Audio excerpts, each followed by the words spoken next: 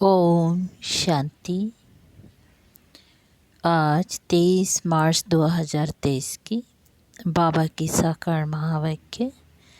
प्यारे बाबा बोले, मीठे बच्चे, देही अभिमानी बनो तो पुरानी जगत से नाता तोड़ने और नई जगत से नाता जोड़ने की खूबी सहज आ जाएंगी। एक बाप से लव जुट जाएगा। प्रश्न: किन बच्चों का बुद्धि युग पारलौकिक माता पिता से सदा जुटा हुआ रह सकता है? उत्तर: जो जीते जी मरकर ईश्वरीय सर्विस पर तत्पर रहते हैं, गृहस्थ व्यवहार में रहते भी सभी का बुद्धि योग बाप से जुड़ाने की सेवा करते हैं। बाप से जो रोशनी मिली है वह दूसरों को देते हैं। स्वर्ग का मालिक बनाने के लिए पावन बनने की युक्ति बताते हैं। उनका बुद्धि योग स्वतः बाप से जुटा रहता है। गीत: कौन है पिता, कौन है माता? ओम शांति। गीत का अर्थ क्या है? कहते हैं, जगत के लौकिक माता पिता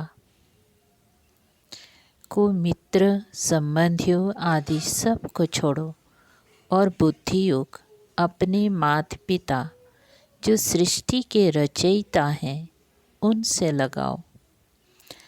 यह जो माता पिता मित्र संबंधी आदि हैं उनसे अब नाता तोड़ना है और एक से नाता जोड़ना है। उनको भी माता पिता कहा जाता है। तुम माता पिता, हम बालक तेरे, वह सब एक को कहते हैं। वो लौकिक माँ बाप तो सबके अलग अलग हैं। ये सारे भारत अथवा सारी दुनिया का माता पिता है। तो पारलौकिक माता पिता का बनना और लौकिक माता पिता मित्र संबंधियों को छोड़ना, इसके लिए देही अभिमानी बनने का ज्ञान चाहिए। जब तक देही अभिमानी नहीं बनते हैं तब तक छूटना बड़ा मुश्किल है। इस पुरानी जगत से नाता तोड़ना है और नई जगत से नाता जोड़ना है। यही खूबी है। हद के एक घर से नाता तोड़ हद के दूसरे घर से नाता जोड़ना तो बहुत सहज है। हर जन्म में तोड़ना और जोड़ना होता है।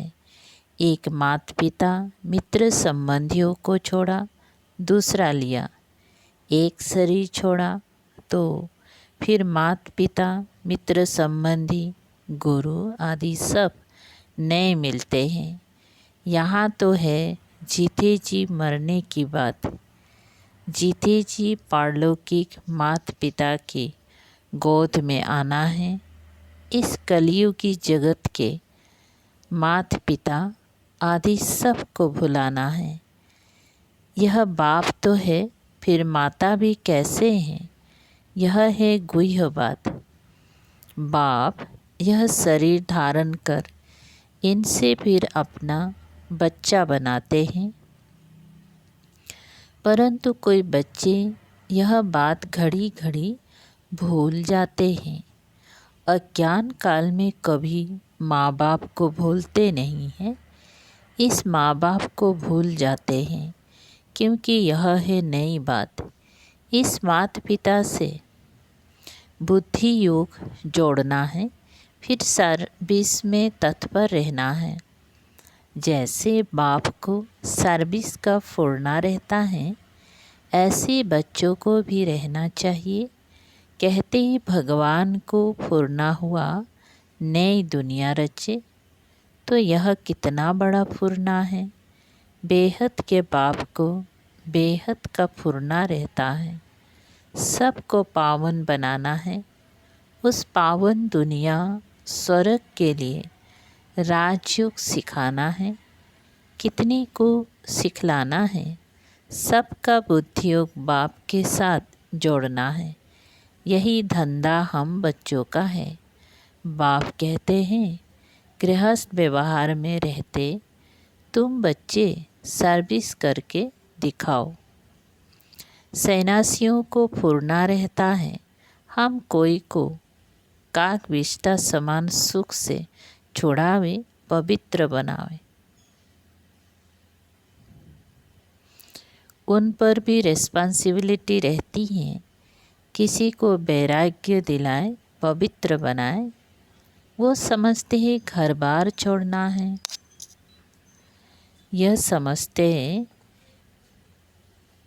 यह नहीं समझते कि पति दुनिया को छोड़ना है। यह तो जब बाप आकर पावन दुनिया का साक्षात्कार कराते हैं तब हम पति दुनिया से नाता तोड़ते हैं। फिर भी वह अपनी को जवाबदार समझ घर बार छोड़ कितनी को बैराग दिलाकर पवित्र बनाते हैं। महिमा तो उन्हों की भी गाई जाती है। यह संन्यास धर्म नहीं होता तो भारत और ही काम चिता पर जलकर भस्म हो जाता। अब वह रजोगुणी संन्यास स्थापन करने वाला कौन और यह सतु प्रधान संन्यास स्थापन करने वाला कौन, यह बाप बैठ समझाते हैं। उनका हेड था शंकराचार्य, उनके भी कितने फॉलोअर्स होंगे, लाखों करोड़ों के अंदाज में होंगे। वह पवित्र नहीं होते तो उनकी प्रजा भी वृद्धि को नहीं पाती। तो यह सन्यासियों ने भी अच्छा ही किया है। पहले नंबर में देवताएं गिने जाते हैं, दूसरे नंबर में सन्यासी। सारा मदार है ही पवित्रता पर। दुनिया को पवित्र से अपवित्र, फिर अपवित्र से पवित्र बनना ही है। सतयुग से लेकर जो भी ड्रामा में पास्ट हुआ है वे नूद है। भक्ति मार्ग में साक्षात्कार आदि जो कुछ होता है सेकंड बाय सेकंड वह फिर कल्प बाद होगा। ड्रामा में यह सब नूद है। ड्रामा चक्र को समझना है, ऐसे नहीं बैठ जाना है कि ड्रामा में जो होगा। ड्रामा में एक्टर्स तो सब है, तो भी हर एक अपनी आजीविका के लिए पुरुषार्थ जरूर करते हैं। पुरुषार्थ बिगड़ रह ना सके, भल कोई मनुष्य समझते भी हैं यह नाटक है। हम परम धाम से आए हैं पाठ बजाने, परंतु विस्तार से समझा नहीं सकते हैं। पहले किस धर्म वाले आते हैं, सृष्टि कैसे रची जाती है जानते नहीं। सृष्टि नई रची जाती है, वह पुरानी सृष्टि को बाप आकर नया बनाते हैं। यह मालूम ना होने कारण उन्होंने प्रलय दिखाकर फिर नई सृष्टि दिखा दी है। बाप आकर इन बातों की रोशनी देते हैं, फिर तुम भी औरों को रोशनी देने की रिस्पॉन्सिबल हो। कितनी सर्विस है। जैसे बाप ने तुमको मुक्ति जीवन मुक्ति में आने का मार्ग बताया है, जिस मार्ग के लिए ही आधा कल्प भक्ति मार्ग में ठोकरें खाए हैं, तो बेहद के बाप को फुरना रहता है कि हम अपनी सल्वेशन आर्मी की वृद्धि कैसे करें, अभी सभी को रास्ता कैसे बताएं। तुम बच्चे सबको बताओ कि बाप आया हुआ है राजयोग सिखलाने। कल्प पहले माफिक, जिसको ही शिवाय नमः कहते हैं, जो है सभी से ऊंच ते ऊंच, परम धाम में रहने वाला, हम सभी आत्माएं भी वहाँ निवास करती हैं। आत्मा को हमेशा इमॉर्टल कहा जाता है। वह कब जलती मरती नहीं। हर एक आत्मा में पाठ भरा हुआ है। अपनी आत्मा को देखो, वह जो मुख्य है उनको देखो। झाड़ को जब देखा जाता है तो मुख्य फाउंडेशन और टाल टालियों को भी देखा जाता है। पत्ते तो अथाह होते हैं, उनको गिनती नहीं किया जा सकता। टाल टालियाँ गिनती कर सकते हैं। तो बराबर इस झाड़ में फाउंडेशन हम देवी देवताओं का है। अभी फाउंडेशन ही सड़ गया है। जैसे बनिन ट्री झाड़ का फाउंडेशन सड़ गया है, फिर भी शाखाएं कितनी निकली हुई हैं। शाखाओं से भी पत्ते निकलते रहते हैं। तो यह भी बेहद का कितना बड़ा झाड़ है। तुम बच्चे भी नंबरवार पुरुषार्थानुसार जानते हो। ऐसे नहीं कि सारा दिन किसकी बुद्धि में यह चिंतन चलता है। सभी पॉइंट्स एक ही समय बुद्धि में फिरना मुश्किल है। फिर भी जो विचार सागर मंथन करने वाले हैं, उनकी बुद्धि में तो टपकता ही होगा। झाड़ बुद्धि में है तो बीज रूप बाप भी याद रहता है। हम भी वहाँ के रहने वाले हैं।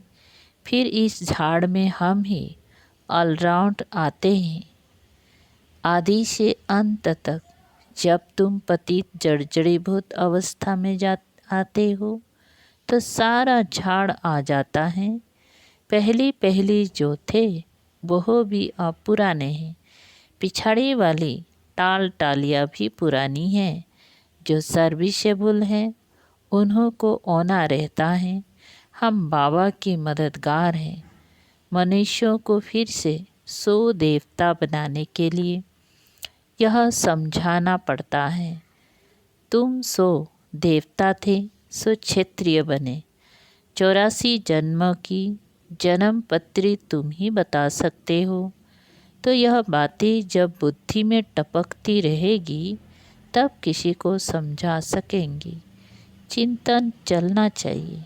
हम बच्चे बाबा के साथ मददगार हैं। तो बुद्धि में आना चाहिए कि हम किसको ड्रामा का राज कैसे समझाएं, उन्हों का योग बाप के साथ कैसे जुटाएं, मनुष्य से देवता बनाने का पुरुषार्थ कराएं, अर्थात बाप से बेहद का वर्षा लेने का मार्ग बताएं। जिनको बाप द्वारा मार्ग मिला होगा वही बताएंगे। बाप ही आकर राजयोग सिखलाते हैं अथवा मुक्ति जीवन मुक्ति के गेट्स खुलते हैं। ऐसे सारा दिन विचार सागर मंथन करना चाहिए और स्वभाव भी बहुत मीठा धारण करना है। किसके भाव स्वभाव में जलना व मरना नहीं है, सहन करना है। अपनी सर्विस करनी है, जितना हो सके सर्विस में टाइम देना चाहिए। अपने से पूछना है, हम बाबा बाबा कहते हैं, बाबा को तो बेहद के सर्विस का होना रहता है। मैं बाबा का बच्चा क्या कर रहा हूँ, मुझे कितनी सर्विस करनी चाहिए। टाइम तो बहुत मिलता है, तरस पड़ना चाहिए। बेचारे सभी बाप से बिछड़े हुए हैं, धक्का खाते रहते हैं, पाप करते रहते हैं, बाप से बेमुख कर सबको मुझाते रहते हैं।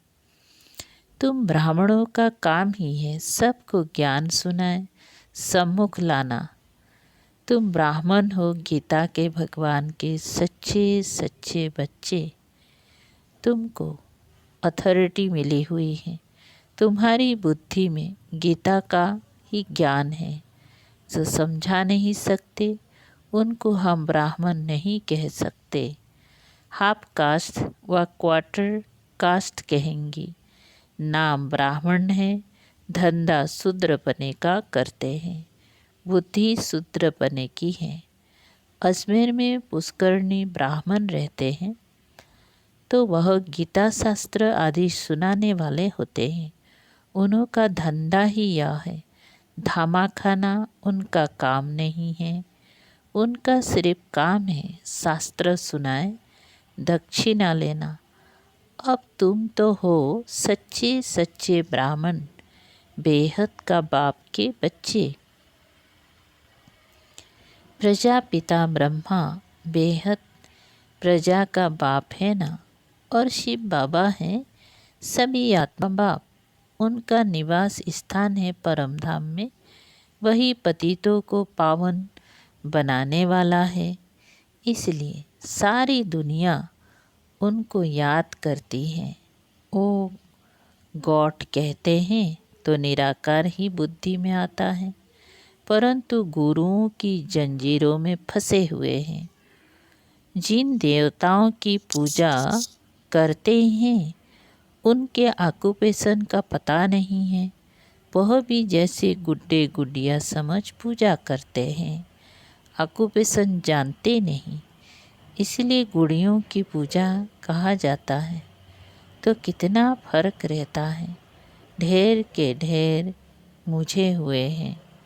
देवताओं की सूरत और सीरत, देवताओं की सूरत और सीरत, मनुष्यों की सूरत और सीरत में रात दिन का फर्क है। मनुष्य गाते हैं आप सर्वगुण संपन्न, हम नीच पापी हैं। अगर ऐसा कहते हैं तो भला उनको ऐसा बनाने वाला कौन था? अभी तो बराबर नरक है, फिर स्वर्ग का मालिक क्या हम बन सकते हैं? यह ख्याल कभी मनुष्य को उठता नहीं है। तुम बच्चों को कभी यह ख्याल थोड़े ही उठा होगा कि हम ऐसे कब बनेंगे। सिर्फ भक्ति करते रहे, सिर्फ भक्ति करते रहे। अभी तुम जानते हो हमको सो देवता बनना है, राजधानी में ऊंच पद पाना है। इसीलिए पुरुषार्थ करते हैं, अंदर आना चाहिए। अगर हमारा शरीर छूट जाए तो हम किस पद को पाएंगे? तुम पूछ भी सकते हो, अगर हम मर जाए तो क्या पद पाएंगे? तो बाबा छठ बता देंगे, तुम पाए पैसे का पद पाएंगी, व 8 आने का, 12 आने का, व कौड़ी का पद पाएंगी। प्रजा को कौड़ी पद कहेंगी। दिल दर्पण में अपनी शकल देखो, कोई बंदर बना तो नहीं है। अशुद्ध अहंकार है नंबर 1। काम क्रोध को भी जीत लेवे, परंतु देह अभिमान है पहला नंबर दुश्मन। देही अभिमानी बनने से ही फिर और विकार ठंडे होंगे। देही अभिमानी तब बने जब बाप के साथ लव जुटे। देह अभिमानी का लव जुट ना सके तो देह अभिमान छोड़ने में बड़ी मेहनत चाहिए। देही अभिमानी बड़े हर्षित रहते हैं। देह अभिमानी का चेहरा मुर्दों जैसा रहता है। तो पहली मुख्य बात है देही अभिमानी बनना, तब बाप भी मदद करेगा। निर्विकारी तो बहुत रहते हैं, परंतु मैं आत्मा हूँ, बाप की याद रहे, यह घड़ी घड़ी भूल जाता हूँ। इसमें फेल हो जाते हैं और शरीरी नहीं बनेंगी तो वापिस कैसे जाएंगी? सर्विस का बहुत फुरना रहना चाहिए, जिससे बहुत मनुष्यों का कल्याण हो। देह अभिमानी कहाँ भी जाएगा तो फेल हो जाएगा। देही अभिमानी कुछ न कुछ तीर लगा कर आएगा। महसूस करेंगी कि फलाने ने बात तो ठीक कही थी। योग जुट जाए तो सर्विस का फुरना भी हो। उसमें पहले पहले तो अल्प पर समझाना है, जास्ती तिक तिक से तंग हो जाएंगी। पहले शिवाय नमः 3 तप का भी समझाना है ना, 3 फ्लोर 3 लोक के बारे में।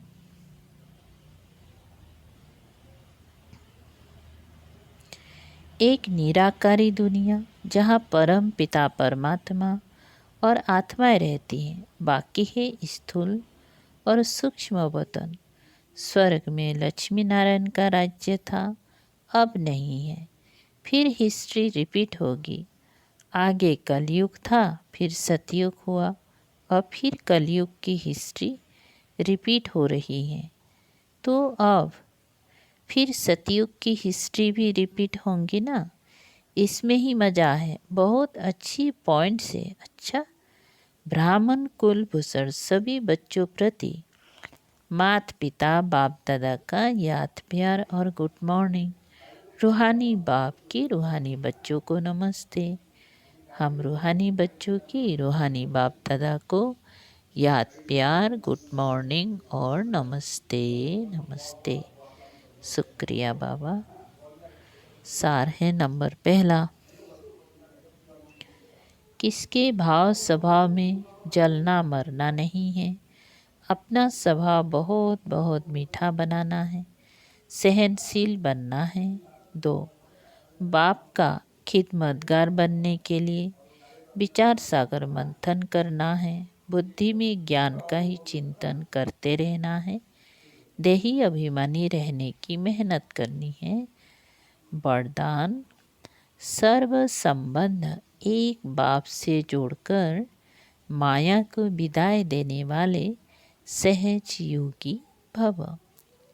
विस्तार है, जहाँ संबंध होता है वहाँ याद स्वतः सहज हो जाती है। सर्व संबंधी एक बाप को बनाना ही सहज योगी बनना है। सहज योगी बनने से माया को सहज विदाई मिल जाती है। जब माया विदाई ले लेती है तब बाप की बधाइयाँ बहुत आगे बढ़ाती हैं। जो हर कदम में परमात्म दुआएं, ब्राह्मण परिवार की दुआएं प्राप्त करते रहते हैं, वो सहज उड़ते रहते हैं। स्लोगन, सदा बिजी रहने वाले बिजनेसमैन बनो तो कदम कदम में पदमों की कमाई है। अच्छा, ओम शांति। शुक्रिया बाबा।